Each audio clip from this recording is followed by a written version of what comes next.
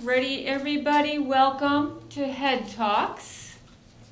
I think this is probably, in all the years I've been doing this, I'm positive, I'm sure, this is the most difficult one I have ever done. Yeah. Very, very difficult. Not that it was difficult finding information, but just difficult to do this research was really was very tough. And so I'm going to do my best to honor the memory of the Frank family and to present their story to you today. All right, Anne Frank is part of our series, and currently we're in the series of great women in history.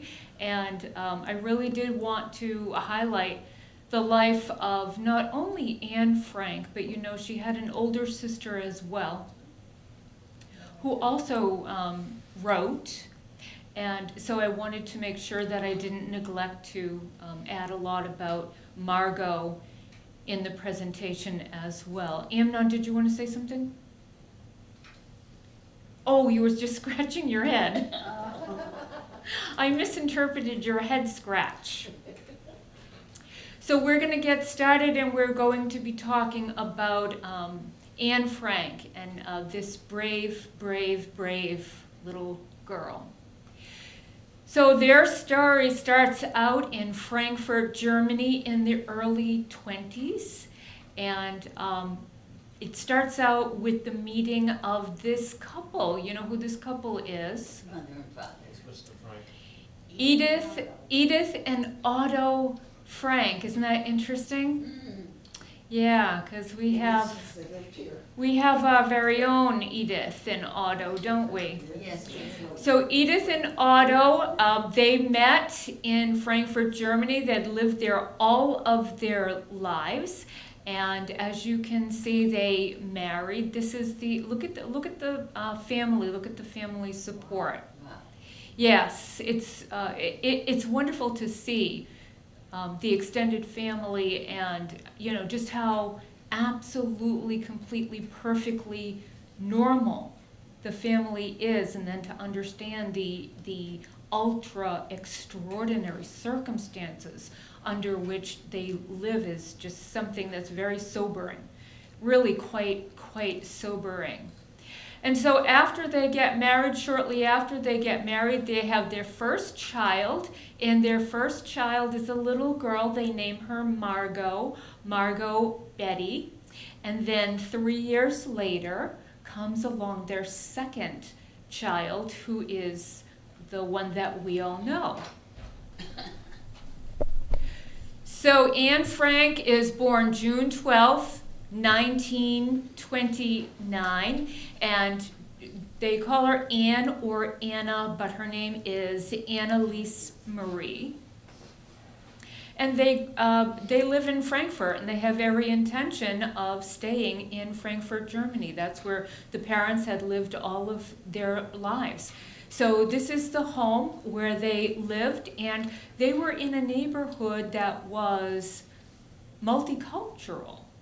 All right, the Frank family was known as, they were practicing liberal Judaism. They were Jewish, but they weren't strictly adherent, and they wanted their children to be raised in a more open, multicultural kind of an environment. And so where they lived, the neighborhood where they lived and grew up, was they were exposed to different kinds of ideas and religions, and so that's what the parents wanted for their children. And they did. They grew up, and they have a normal childhood. I've got some family photos here. All right, there's Otto with Margot and Anne, and then there's Edith with Margot and Anne, and the girls grow up and they do the things that normal little girls would be doing, right? They're making friends, they're taking dance classes, they're going to school, and everything is fine and perfectly, completely mundane and normal. It's a lovely, average family, right? Until something happens. And the something that happens in 1933. And we know what happened then. Did you want to say something, Esther? Yes. This is when Hitler is appointed chancellor. All right, and now he's in charge. He's in charge. And already all kinds of anti-Semitic propaganda is starting. It's starting to come up in Germany. It's coming on slowly but definitely. Anti-Semitic propaganda is being spread. And throughout this time, what's happening in Germany is the Nazification. All right? Now, the children don't realize it. They're trying to protect their children. Otto and Edith are trying to keep their children safe from the fear of what is going on, what's happening. So in 1934, Otto announces to the family, she's just a little girl, she's just 3 or 4 years old, and Otto announces to the family that he's got a business opportunity and that he is going to pursue this business opportunity and set the family up so that they can make a move in order to take advantage of this opportunity. And the opportunity is he's opened a business, and he's opened it in Amsterdam. And do you know what the business is? No. He has a business called Opekta. And he's selling an extract. It's a fruit extract, and you can add it to, it's like a gel, and you can add it to jams. And he also expands, and he starts making spices, and then he also starts making sausage. So this business really starts to expand. And in order for him to open up this business, he has to move to the Netherlands. He has to move right up here. And I just wanted to put this map here because you see where we are. You see how close we are, right? And where he's going to go is he's going to go to Amsterdam, right here. And he's got a building. He's going to do this because he's got a building where he's going to be able to produce his product and then subsequently his other products. And this is the building right here. All right, now it isn't that he has to move for his business. That's what he's telling his children. But what's really going on? What is he really doing? Germany. He sees, yes, he sees what's happening. He sees what's happening, and he knows he's got to protect his family. And when he moves to Amsterdam, and when he moves to this building, it isn't because this is the ideal building for his business. It's because it's the ideal building for hiding. For hiding. So this is the front of the building right here, where his business was, and this is the back of the building. And it was an annex that you couldn't really see. You couldn't see it from the front. You couldn't see it from the street. You would not know that it was there. So this was a perfect place. This was a perfect place for them. And that's what he was doing when he was setting them up to make this move. Now they do make the move. So they go and they're living in Amsterdam. And these are photos, actual photos from 1933 and 34. That I picked up, and you can see that it's safe. Right now, Amsterdam is a safe place for Jewish people that are trying to get out of Germany. And it's very normal. In fact, it's so normal that the girls are having an absolutely perfectly normal life.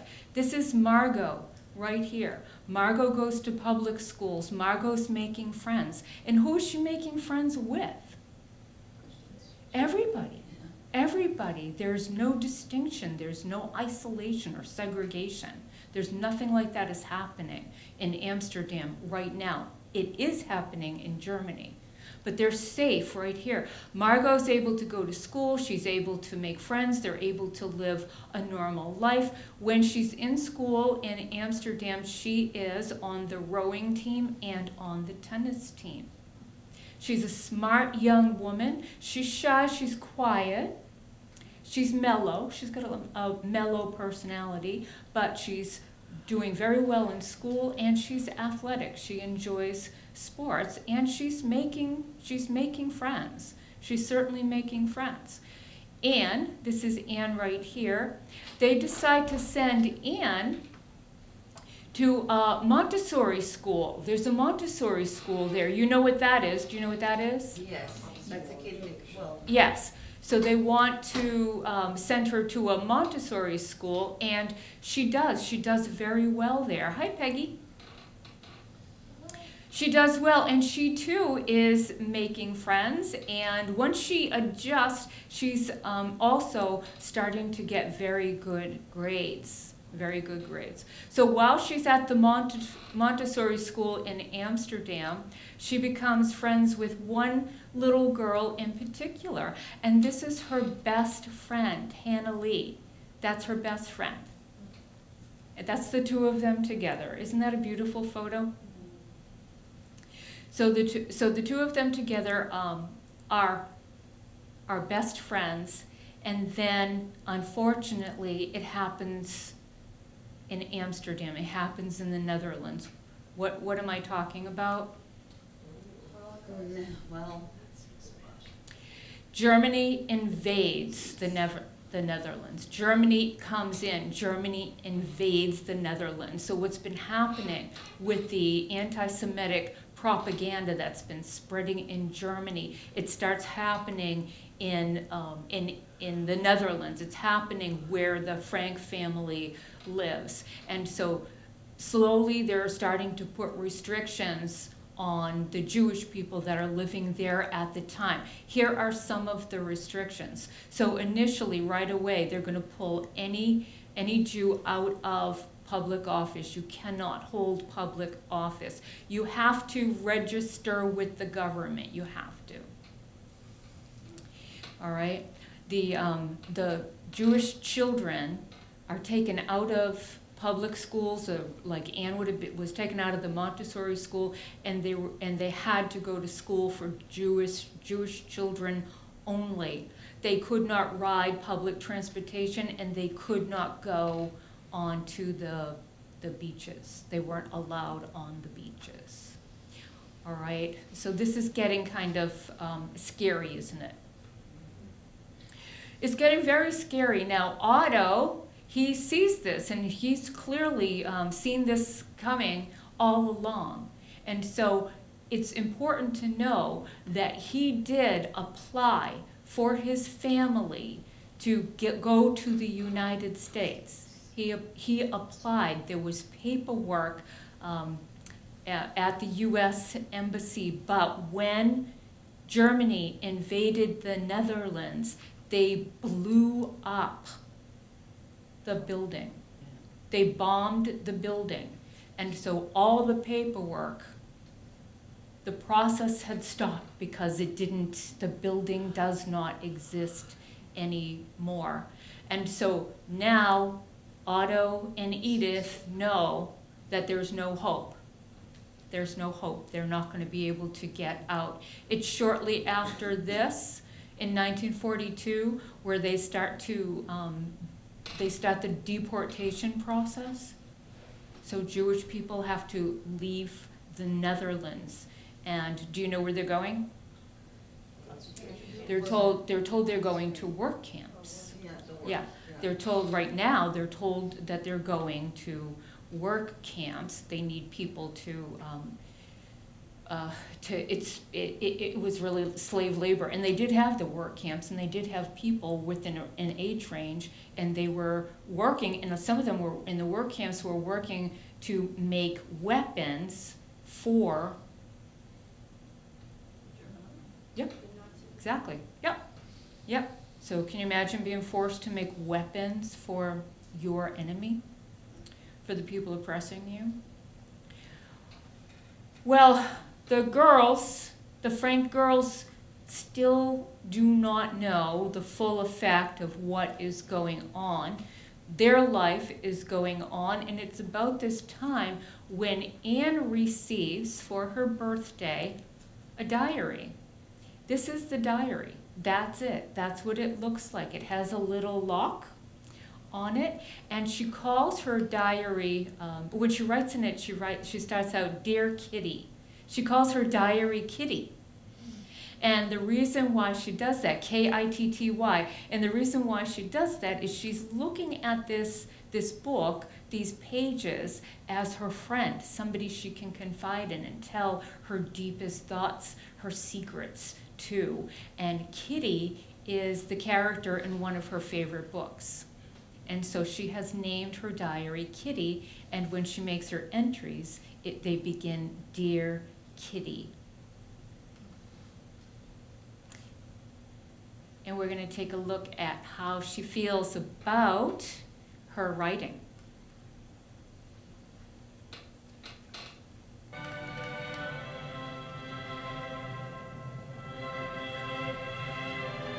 This is the only film of Anne Frank. In 1941, there was a wedding at Merwedeplain in Amsterdam. After filming the people in the street, the cameraman pointed his camera at the onlookers above. There at the window was Anna Frank.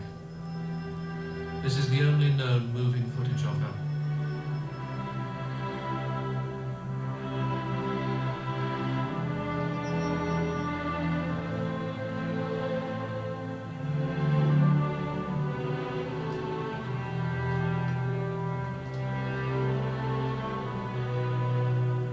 When she stood at the window that sunny day in June, it's not surprising that the 12-year-old Anna Frank was yet to find her life's purpose.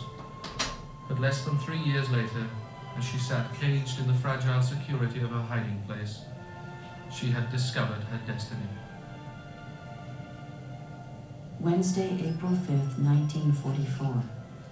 My dearest Kitty, I don't want to have lived in vain like most people. I want to be useful or bring enjoyment to people, even those I've never met. I want to go on living even after my death. And that's why I'm grateful to God for having given me this gift, which I can use to develop and to express all that's inside me. Yours, Anna M. Frank.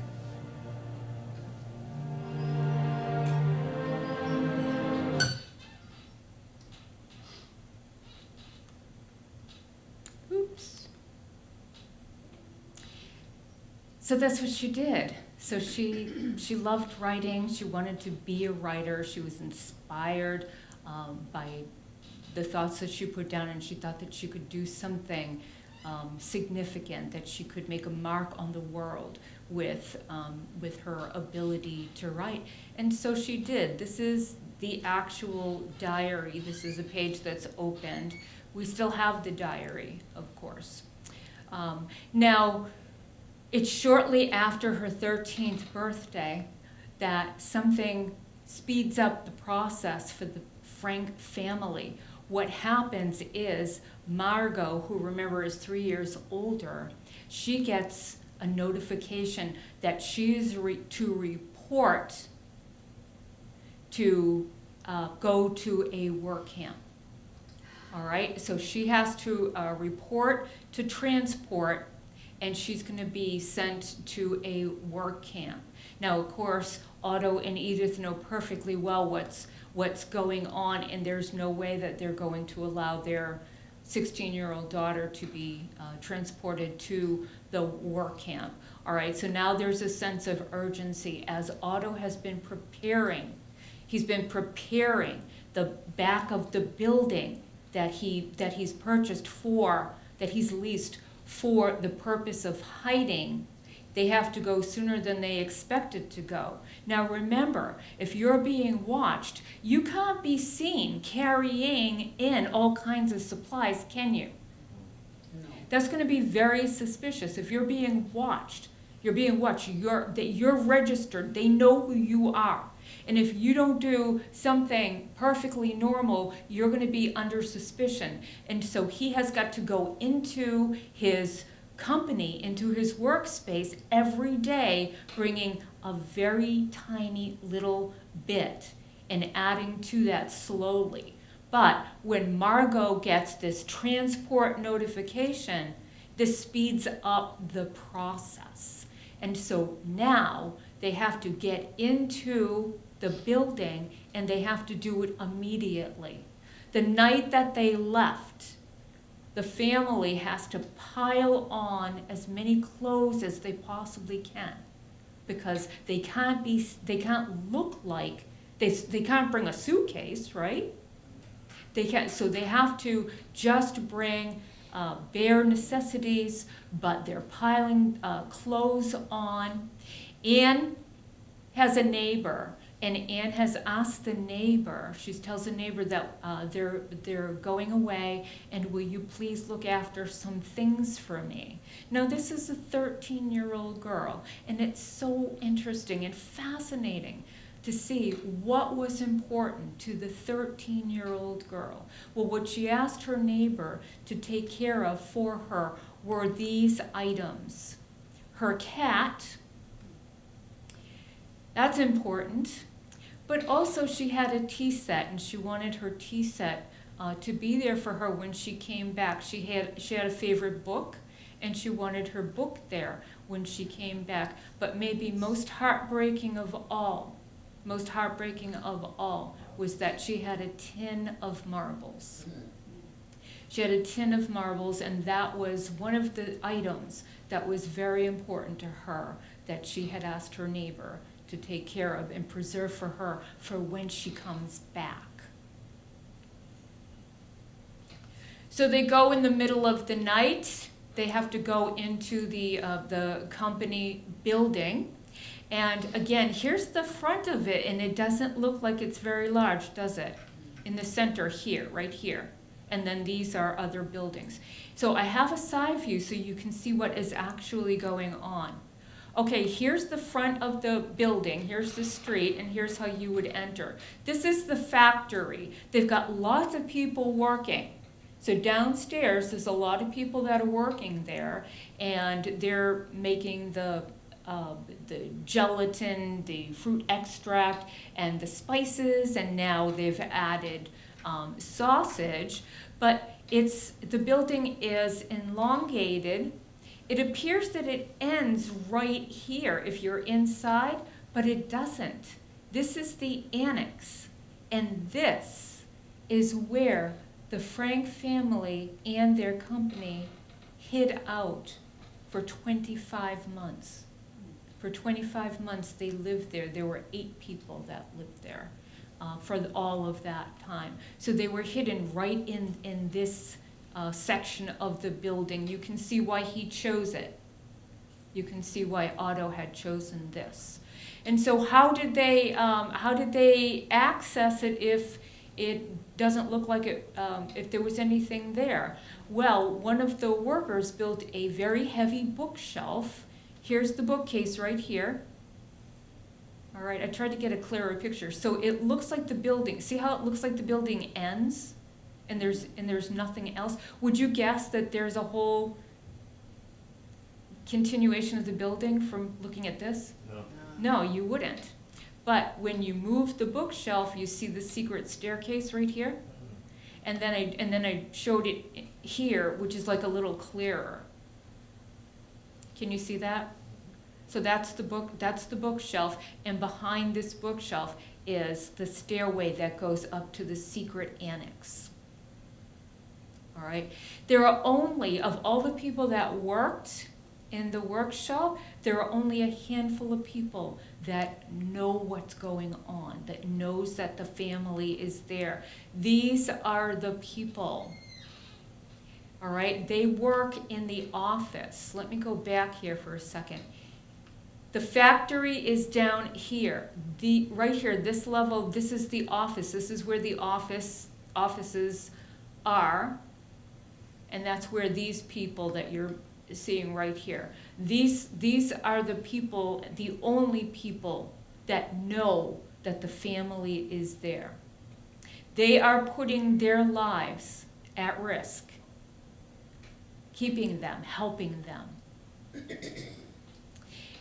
Now, when the Franks left, the night that they left, Otto Frank intentionally left a scrap of paper with an address in Switzerland on it. And then started a rumor, one of his friends started a rumor that the family had escaped to Switzerland so that nobody would be looking for them. And it really worked because people said that they thought the Frank family had escaped to Switzerland. And these are the only people, these are the people right here that knew that they were up there and took care of them, fed them, got them the things that they needed, and kept their secret. Now, a week after the Franks moved in, this is the Frank family, and these are the people that were living in the secret annex. And then a week later, the Van Pels move in. All right, the Van Pels family, this is Herman, Augusta, and their son Peter. And then a little bit after that, there is another man who is, he was their family dentist. He was a dentist, and I believe he was their family dentist. And he moved in a little bit later. So there's 8 people that live in that space that I just showed you. Whoops, all right, we're gonna hold. All right, so these are the people that are living in that space. And I'm gonna show you what life was like.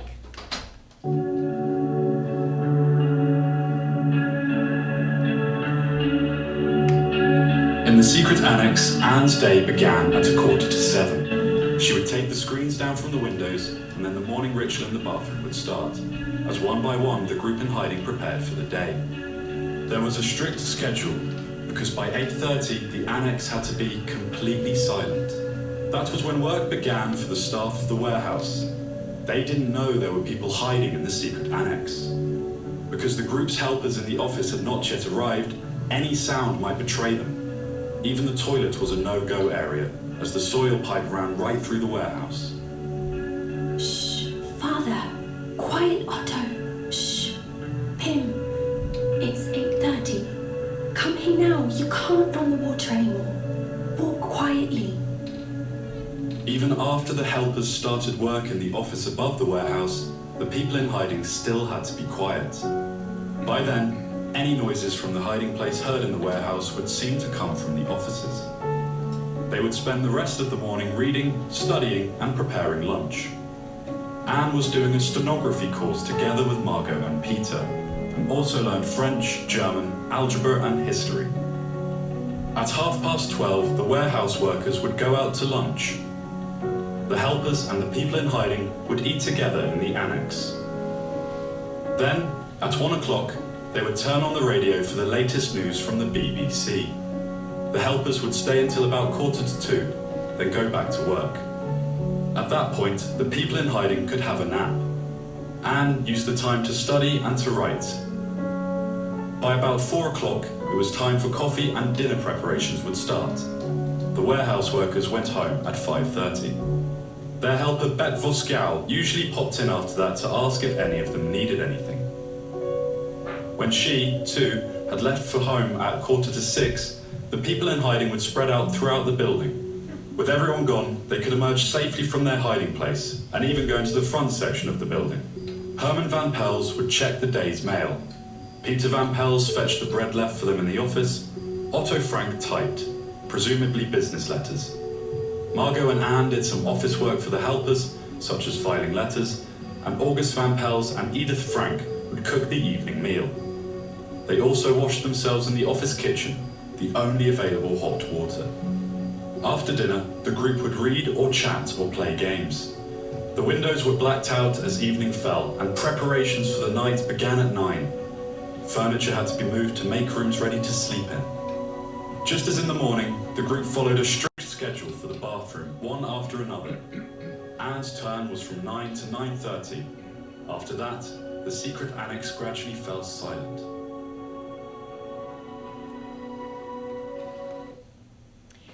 Can you imagine that? For 2 years, living like that for 2 years. They had to be perfectly silent for several hours during the day. They couldn't do anything, not even go to the bathroom. And then here she is, well, she and her sister Margot, they're teenagers, they're teenage girls. All right, going through, it's hard enough to be a teenager, but under these circumstances and with the fear, and yet she shows us that she is still this is remarkable, under this kind of distress, extreme distress, she is still a teenage girl. Do you see her room? This is her room. And what does she have on the walls in her room? She has pictures of movie stars, the people that she admires. She's trying to set up her room in the exact way that a 13-year-old girl, 14-year-old girl would do. She shows us in her writings. This is so amazing to me. She's just going through normal teenage stuff. Do you know she fights with her mother? How many have had a teenage daughter here? Oh, God. She fights with her mother. She gets along with her father. She's frustrated by the situation. She thinks that Margot treats her like a baby. Does this all sound just so completely, unbelievably normal? And she's doing this and she's writing and complaining about these things while she is in fear for her life, while she is terrified for her life. You can read here some of the things that she's written. Look at this one. Not being able to go outside upsets me more than I can say, and I'm terrified our hiding place will be discovered and that we'll be shot. So she's dealing with, young, prepubescent things that are going on with her, and at the same time, she's terrified. Hour by hour, day by day, she is terrified. And yet, she still lives. She lives this life. She has this kind of an attitude. She says, in spite of everything, I still believe that people are really good at heart. She also says in another place in her diary, the wonderful thing is that the best things haven't even happened yet. She's looking forward to the future, and she's feeling like, the most wonderful things in her life are still to come. And then, most remarkable of all, I think, under these circumstances, she falls in love. Did you know that? She falls in love. She manages, under these extreme conditions, she falls in love with Peter Van Pelt. Now, when he first comes, he's very shy and doesn't seem to be too open to talking to her, but she just kind of, and she's not really impressed with him actually when they first came. But as time goes by, they start sharing. They're spending time together and they're sharing. And she, in these unbelievable circumstances, she has her first kiss in the attic, up in the attic. This young teenage girl experiences her first kiss. Is that just heart-wrenching? Heart-wrenching. They're there for 25 months, a little over 2 years. And we know the date because Anne has the very last entry in her diary as August 1st, 1944. And we know what happens, right? Yes, someone has betrayed them. So they've been there for over 2 years. And then the soldiers come in. Soldiers come in and they know where to find them. And they come and they arrest them all. Somebody has betrayed them. Now, while I was researching this, there were a lot of suspects. There were a lot of rumors. The most recent one is that this man betrayed them. He himself is Jewish, and a lot of pressure was being put on him to give the Nazis something, and so they say, did it in order to save his own family. In order to save his own family, he gave them up. Everybody in the secret annex was arrested, of course, and they are brought to a detention center, and because they were hiding out, they are not just Jewish people that are being transported or deported. They are criminals. They're considered criminals because they were trying to save their lives. And so they're sentenced to hard labor. Also, when they find them, of course, they want to know who was hiding them.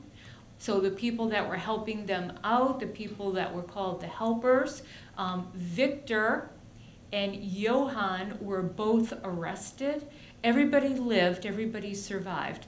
But these two men were arrested. She was questioned. Bep was not questioned. She got away. They didn't realize that she was aware, but she was. Miep was questioned, and then she was released. And these two men were arrested, and ultimately they were released. They survived. So they all survived. What happens to the whole group? They are criminals, and so they're sentenced to hard labor. And so where do they go? Yes.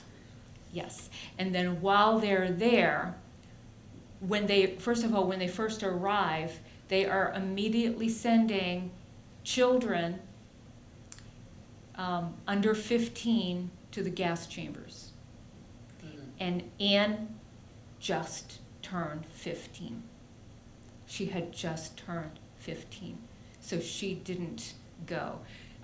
She and Margot and Edith were convinced that Otto was immediately sent to the gas chamber because he was 55, and they thought that he would have been considered too old and that he would go immediately, but he didn't. But they didn't know that. They were absolutely convinced that Otto had died. So the three of them, the remaining family, were in Auschwitz until they decided to move the girls. And once they moved the girls, Edith had nothing else to live. She just had nothing else to live for, and Edith died once the girls were moved. The girls were moved here. This is the last place where the two girls were. And once removed, Edith lives just a little bit longer, and then she passes away. She's separated from her daughters, and she just can't take anymore. She died of starvation and exhaustion, is what she died from. Now, while they're at the last camp, do you remember the best friend? Mm-hmm. Yeah, do you remember the best friend? Well, Anne and Margot are there. The best friend is also there. And she spots Anne, and she yells out to her, "If anything wonderful can happen here, it's that you're here." And they reunite briefly because they don't. The girls don't survive for too much longer after this. The conditions are terrible. The conditions are abhorrent, and so both girls get sick, and it's thought that they had typhus fever, and it is Margot who dies first, and then the next day Anne dies, the very next day after Margot. And then here is a memorial for the two girls. What's happening in Auschwitz is that on January 27th, 1945, it's liberated. All right, so the Soviets come in and they liberate the captives there, and guess who is still alive? Otto. Yes, Otto is still alive. Of all the people of the original 8 group that were arrested that night, he is the only one that survived. As a matter of fact, you know Peter? Remember Peter? Mm-hmm. He died 3 days before the liberation. 3 days before.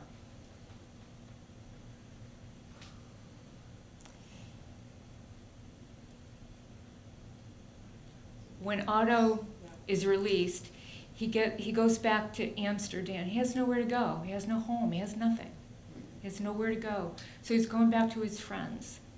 And when he gets there, he does not know what has happened to his 2 little girls. On the boat trip back, he does know that Edith had passed away. He finds out that. But he doesn't know about Margot, and he doesn't know about Anne.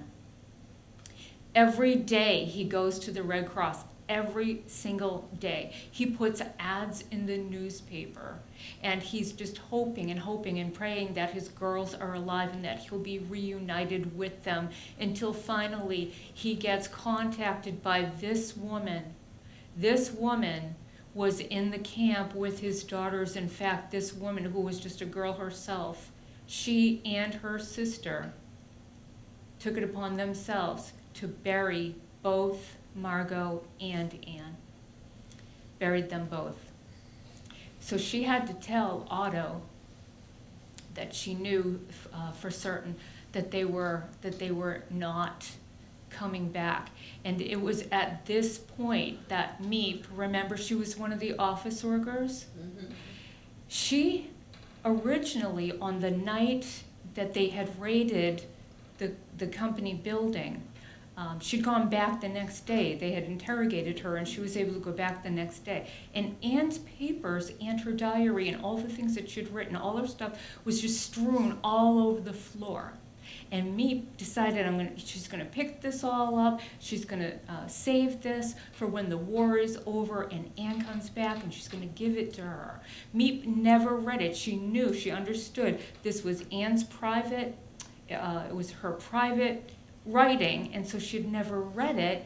And even when Otto came back, she didn't tell him. That's how much she respected her privacy. She didn't tell him she was going to give it to her directly.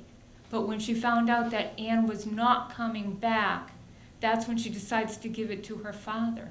And when she gives it to her father, he, even out of respect for her privacy, also, it takes him quite a while for him to look into these and to start reading these writings of hers. And when he does, he sees what she's saying. I want to be a writer. I want to make a difference. I want to do something important. And as he's reading this and he's getting to know his daughter's innermost thoughts, things that she had never revealed to him, as a little girl, confiding in her dad, not revealing these deep, intense little girl thoughts, he decides eventually that he's going to try to make at least this child's dream come true. And the way he can do that is to publish her writings, to publish her diary.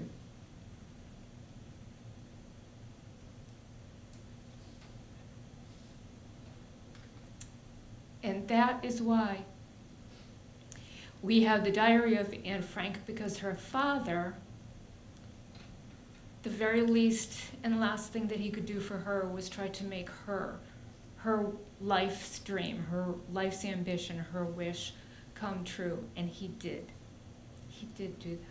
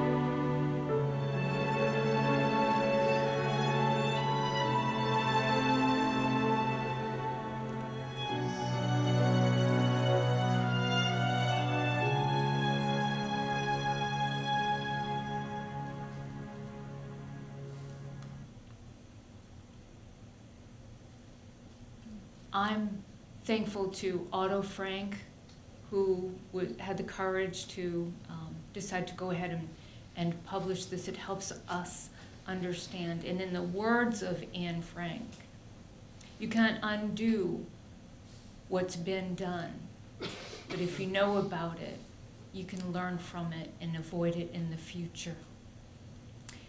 Next week, I'm going to do something completely different. We're going to do Amelia Earhart. I figured, What do you think? yeah, That that's was fine. good. Is Not that- completely different, they don't know where she is. Yeah.